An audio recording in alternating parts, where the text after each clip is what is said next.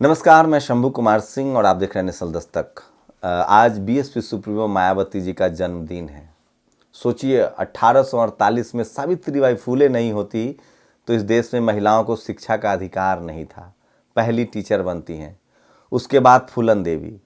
लेकिन राजनीति में कई सारी ऐसी महिलाएं हैं जिन्होंने संघर्ष किया है। रमाबाई हों, अहिल्या होलकर हों, माता जिजाऊ हों। महिलाओं का एक गौरव गाथा है पूरा इस देश में।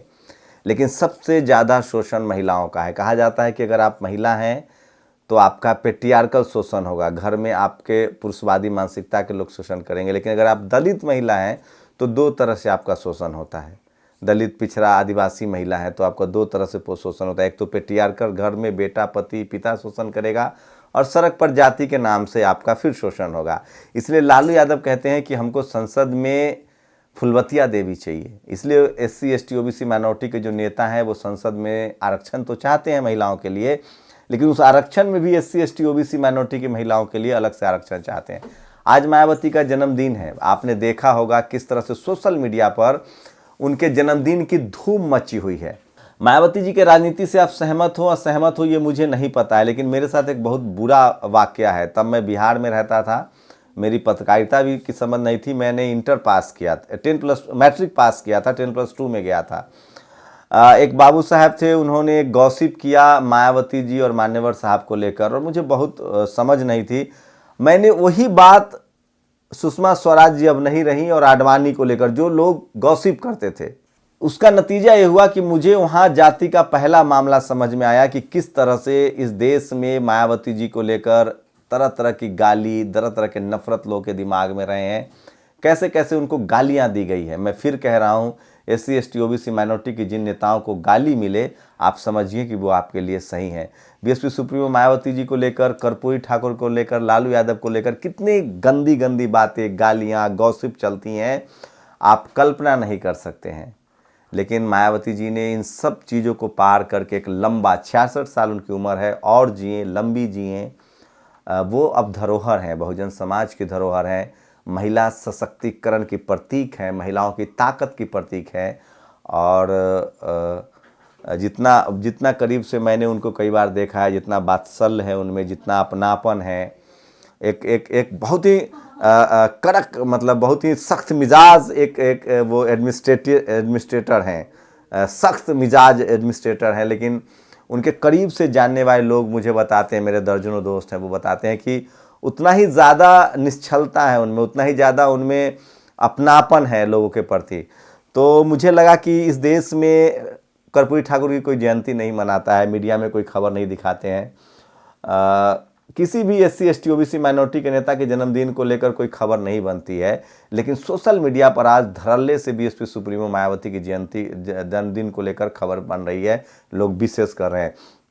मैं 2-3 उनके जन्मदिन पर लखनऊ गया हूँ। एक किताब भी रिलीज करते हैं जो उनके संघर्षों की दास्तान है, कैसे वो पिछले 66 साल में उनका जीवन किस तरह से बदला, बचपन किस तरह से बीता, राजनीति में कैसे आई, अब किस तरह की चीज़ है। एक बात तो मानना पड़ेगा, बीएसपी सुप्रीमो मायावती ने अपने लिए कुछ पैरामीटर्स तय किए हैं। तमाम राजनीतिक उतार चढ़ाव के बाद भी वो अपने आइडियोलॉजी पर स्थिर रहती हैं, और एक तरह का राजनीति है। और मुझे लगता है कि जो मुख्यमंत्री के तौर पे उन्होंने जो काम किया है, चाहे वो मान्यवर कांशीराम आवासीय अस्पताल हो, बुद्धा यूनिवर्सिटी हो, कॉलेज यूनिवर्सिटी खोलना, सावित्रीबाई फुले खोलना, अस्पताल खोलना, स्कूल खोलना, वो मुझे लगता है इस देश के अगर 5% बहुजन नेताओं ने भी किया होता है, एक मुख्यमंत्री के तौर पे बहुत लोगों को मौका मिला, तो ये देश और बेहतर मुल्क होता।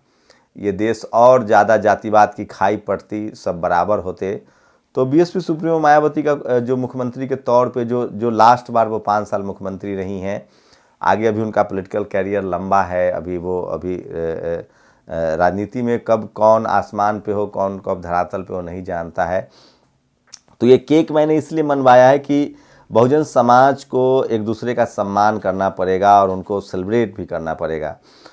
तो आप लोग मुझ पर सवाल उठा सकते हैं कि एक पत्रकार के तौर पे आप किसी पार्टी के समर्थक नहीं हो सकते। बिल्कुल आपका सवाल ठीक है, मैं किसी पार्टी का समर्थक नहीं हूँ, लेकिन मैं इस देश के उन तमाम लोगों का सम्मान करता हूँ जिन्होंने इंसानियत के लिए, मानवता के लिए अपना सब कुछ न्यौछावर किया। मैं बीएसपी सुप्रीमो मायावती को उसी कड़ी में रखता हूँ जिस कड़ी में फूले, पेरियार, अंबेडकर, मान्यवर कांसीराम साहब हों, रामस्वरूप वर्मा हो, जगदेव बाबू हों, फूलन देवी हो, तमाम लोग हों, चाहे वो लालू यादव हो, अभी जो लोग जिंदा हैं, चाहे वो लालू यादव हो, मायावती जी हो, चाहे वो मुलायम सिंह यादव हो, तमाम इन लोगों ने काफ़ी SC ST OBC माइनॉरिटी के समाज से आकर, लेकिन उसमें सबसे जो खास बात BSP सुप्रीमो मायावती जी के लिए है कि एक तो महिला, उस पर से दलित समाज की महिला बनकर उन्होंने जो लकीर खींची है वो बड़ी लकीर है। और सोशल मीडिया पर उनके जो समर्थक है beyond the party line, doctor Sonu Bhardwaj हैं,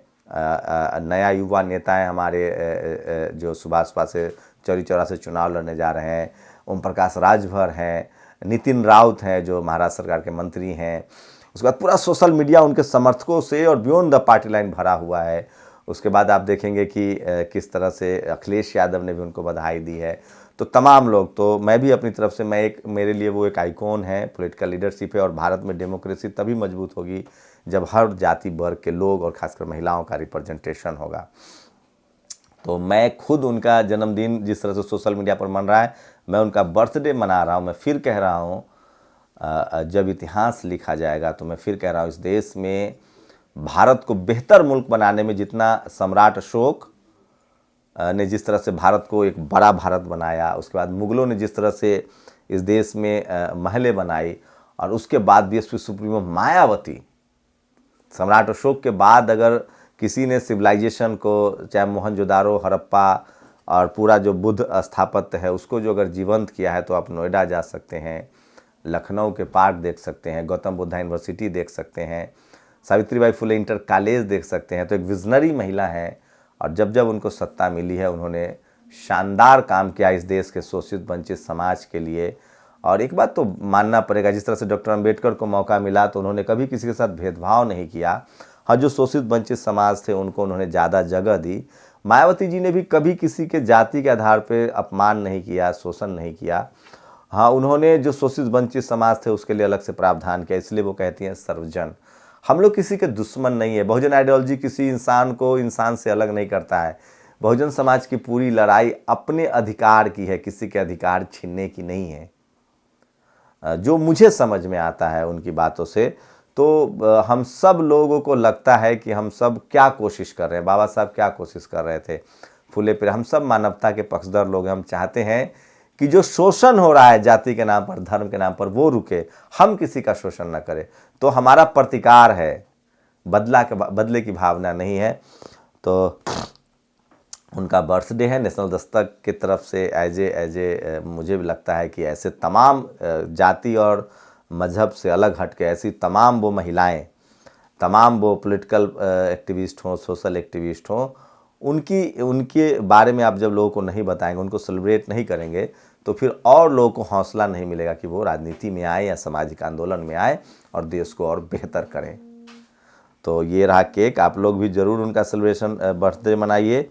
और मुझे लगता है उनको लंबी उम्र हो और शानदार नेता हो, प्रधानमंत्री बने, राष्ट्रपति बने। पूरी दुनिया में उनको आयरन लेडी के नाम से भी जाना जाता है। तो और बहुजन समाज के होने के नाते हमें लगता है कि हम लोग की दोहरी जिम्मेदारी है, तो इसलिए उनका हम लोग जन्मदिन मैं तो कम से कम मनाने का पक्षधर हूँ। आप लोग की प्रतिक्रिया बहुत ज़रूरी है।